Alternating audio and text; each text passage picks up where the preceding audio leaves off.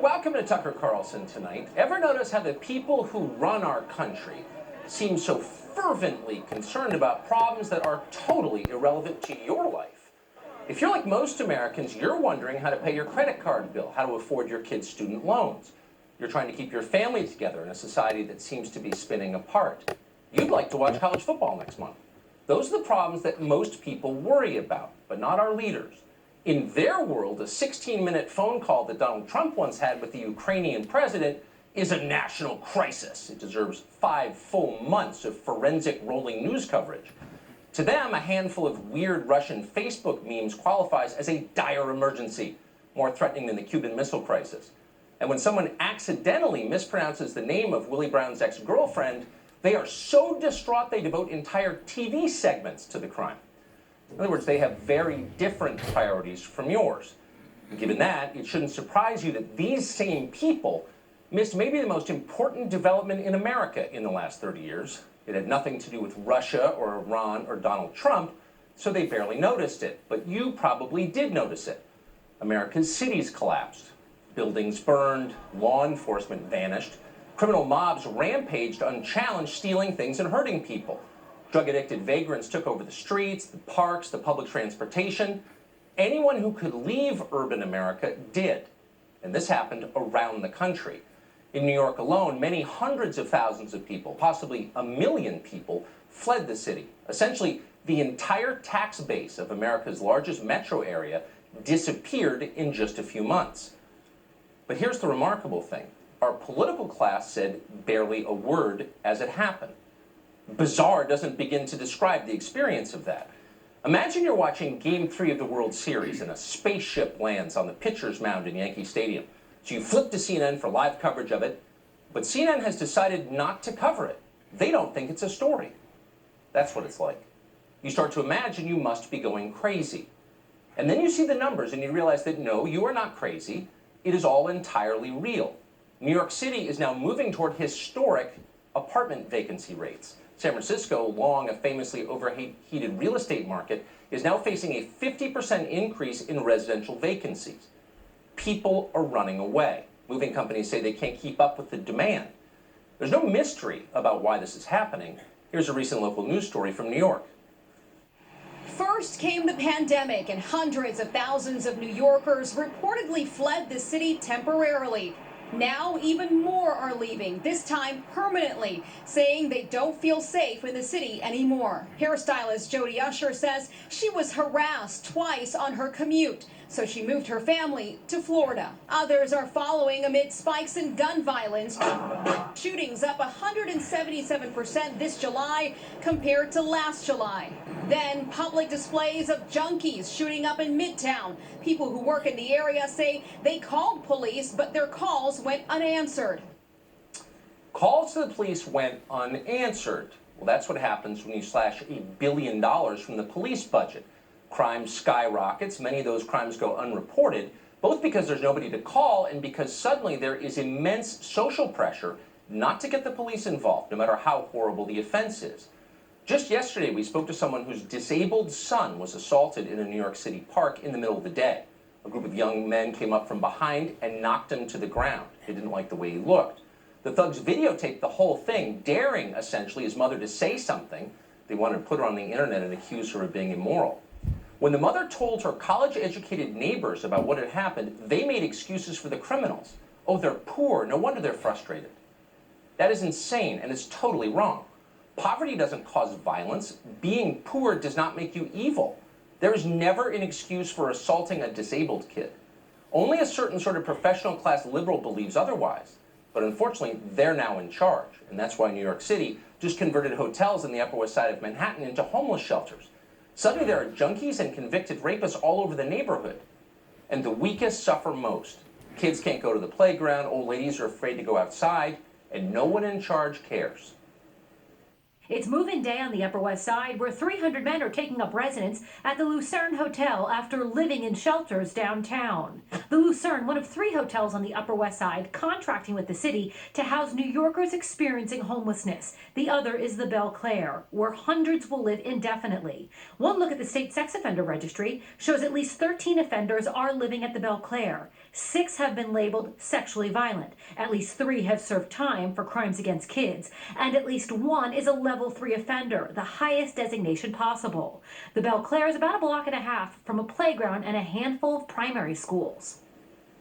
Just in case you're wondering why people are fleeing the city, retail is leaving too. It's hard to run a business when vagrants are using your lobby as a toilet, and they are. Companies like The Gap and Victoria's Secret are keeping their Manhattan locations shuttered, closed, even as they reopen in other states. An executive who runs some of Manhattan's biggest restaurants, a man called Michael Weinstein, recently summed it up this way, quote, "There's no reason to do business in New York." Just months ago, Weinstein ran one of the highest grossing restaurants in the United States.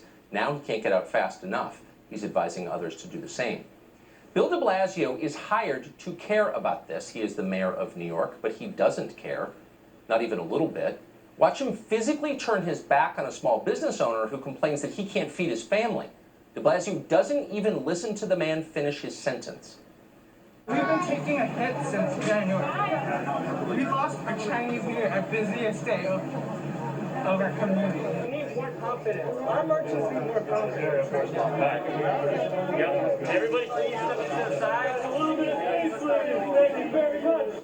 Now, in fairness to de Blasio, he may have been more stoned than usual. It's possible he didn't hear a single word the man said.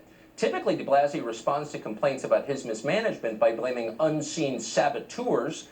It turns out that Republicans are so powerful, so sneaky, so diabolical, so tricky and relentless that they're able to control events in a city that has no Republican office holders. Pretty amazing. Watch de Blasio explain. The sad reality is no one has done more to set back New York City than Donald Trump, because he failed New York City and he failed America with his handling of the coronavirus. If we had had presidential leadership, we wouldn't be in the mess we're in right now. So, yeah, New York City is dealing with some tough times, and guess what? A former New Yorker helped bring it to us by failing to address the crisis staring us in the face. De Blasio isn't even trying to tell compelling lies anymore. He's just reading slogans off of cue card and thinking about dinner. But we don't mean to single him out. Suddenly there are little Bill de Blasios across the country. In Chicago, for example, Mayor Lori Lightfoot just got a letter from a property management company that represents more than 22,000 homeowners and 38,000 residents in her city. The letter informed Lightfoot of what you already knew. People don't feel safe in Chicago anymore. There's too much looting, too much violence. Residents across the city are adjusting their daily routines out of fear, wrote the president of that company, Stephen Levy. Quote, "They're avoiding neighborhood walks after 6 p.m. at night. They don't stand too close to their windows or dare to enjoy their outdoor balconies or terraces. This is not a way to live, and I can't fault homeowners when they tell me they're considering leaving Chicago." End quote. Sad. But none of those observations are political. You have no idea who Levy voted for by hearing them. They're obvious. This is called observed reality. It's true. Lightfoot doesn't care. Like de Blasio, she blames faraway Republicans for the disaster she created. Keep in mind, Chicago has not had a Republican mayor since 1931. But in a way, that's why Lightfoot is doing it. There are no Republicans in Chicago to complain when she accuses them of causing gang murders. It's also crazy and stupid and counterproductive. But it's everywhere. In Minneapolis, leaders seem to be trying to figure out new ways to wreck their city, staying up late doing it. Their latest plan is to make it harder for business owners to clean up downtown in the wake of the riots that destroyed it. In order to obtain a, quote, demolition permit, the city is making businesses prepay the second half of their 2020 property taxes. Many can't afford this. They have no businesses left. That means their burned out properties will remain standing, husks, monuments to the protests that were actually riots. This is the kind of idea that would never in a million years occur to your average immigrant store owner from, say, Pakistan. No way. Instead, you'd have to be a deeply entitled postmodern feminist poetry major from Oberlin to think of something like this. And that's exactly who runs Minneapolis. So now downtown Minneapolis looks like Kosovo. We have, as you see, is a debris, and the insurances always have a cap to what they contribute to it. And the city came in and put this fence, as you see in here, and they sent us a bill for $3,700, and we asked them we could not be able. They said they don't have any resource. So the city that you're paying taxes, the city that you're supporting, the community you're building, sends you a bill, and you're getting punished again on it. Enough is enough, guys. You can assume from that man's accent that he didn't grow up in this country. He probably came here assuming this kind of thing would never happen. You can hear the shock and disappointment in his voice, and you feel for him. But you should know it's not just Minneapolis. This kind of insanity is happening everywhere, even in small, bucolic, beautiful cities like Bend, Oregon. In Bend, local officials allowed hundreds of protesters to trap ICE officers who are transporting violent criminals. A standoff resulted. It stretched on for hours until federal reinforcements arrived. Watch.